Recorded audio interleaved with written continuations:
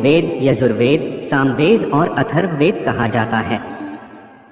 कुछ अज्ञानी विदेशियों के साथ साथ कुछ भारतीय प्रचार करते हैं कि वेद आर्यों द्वारा लिखे गए थे, एक अलग जाति के लोग जो उत्तर भारत में कहीं से उतरे और उस ज्ञान को भारत के शेष हिस्सों में फैलाया।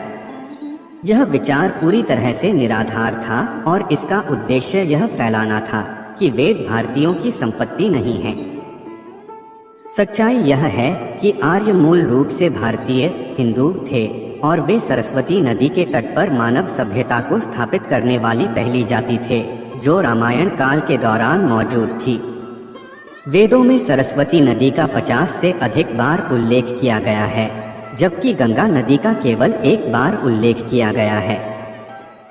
आर्यों हिंदुओं ने विज्ञान, इंजीनियरिंग, धातु विज्ञान, गणित, खगोल विज्ञान, कृषि, वास्तुकला, चिकित्सा, राजनीति आदि के विकास का बीड़ा उठाया और उन्होंने अपने वैदिक ज्ञान से एक उत्कृष्ट सभ्यता का निर्माण किया।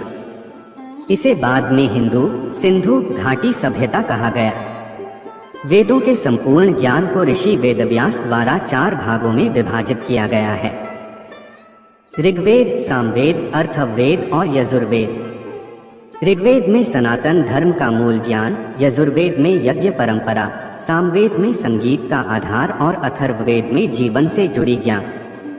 ऋग अर्थात स्थिति और ज्ञान। ऋग्वेद सबसे पहला वेद है जो पद्यात्मक है। ऋग्वेद के 10 मंडल अध्याय में 1028 सूक्त है, जिसमें 11,000 मंत्र हैं।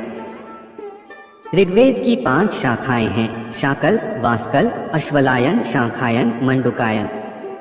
इसमें भौगोलिक स्थिति और देवताओं के आवाहन के मंत्रों के साथ बहुत कुछ बताया गया है। ऋग्वेद की ऋचाओं में देवताओं की प्रार्थना, स्तुतियां और देवलोक में उनकी स्थिति का वर्णन है। इसमें जल चिकित्सा, वायु चिकित्सा, सौर चिकित्सा, मानस चिकित्सा और हवन द्वारा चिकित्सा आदि की भी जानकारी मिलती है। ऋग्वेद के 10वें मंडल में औषधि सूक्त यानी दवाओं का जिक्र मिलता है। इसमें औषधियों की संख्या 125 के लगभग बताई गई है, जो कि 107 स्थानों पर पाई जाती है। औषधि में सोम का विशेष वर्णन है। ऋग्वेद में च्यवन ऋषि को पुनः युवा करने की कथा भी मिलती है। यजुर्वेद अर्थात यत और जुयजु। यत का अर्थ होता है गतिशील तथा जु का अर्थ होता है आकाश। यजुर्वेद हिंदुओं का एक महत्वपूर्ण श्रुति धर्म ग्रंथ और 4 वेदों में से एक है। इसमें ऋग्वेद के 663 मंत्र पाए जाते हैं। फिर भी इसे ऋग्वेद से अलग माना जाता है क्योंकि यजुर्वेद मुख्य रूप से एक गद्यात्मक ग्रंथ है। यजुर्वेद में श्रेष्ठतम कर्म की प्रेरणा का वर्णन किया गया है। यजुर्वेद में अग्नि के माध्यम से देवताओं को दिए जाने वाले इन आहुति के बारे में बताया गया है। यजुर्वेद में यज्ञ की विधियां और यज्ञों में प्रयोग किए जाने वाले मंत्र भी बताए गए हैं। यज्ञ के अलावा तत्वज्ञान का वर्णन है। तत्वज्ञान अर्थात रहस्यमय ज्ञान, ब्रह्मांड, आत्मा, ईश्वर और पदार्थ का ज्ञान। यह वेद गद्यमय है। यजुर्वेद में यज्ञ के अलावा तत्वज्ञान का भी वर्णन किया गया है। तत्वज्ञान अर्थात रहस्यमय ज्ञान, ब्रह्मांड, आत्मा, ईश्वर और पदार्थ का ज्ञान। इसमें यज्ञ की असल प्रक्रिया के लिए गद्य मंत्र हैं।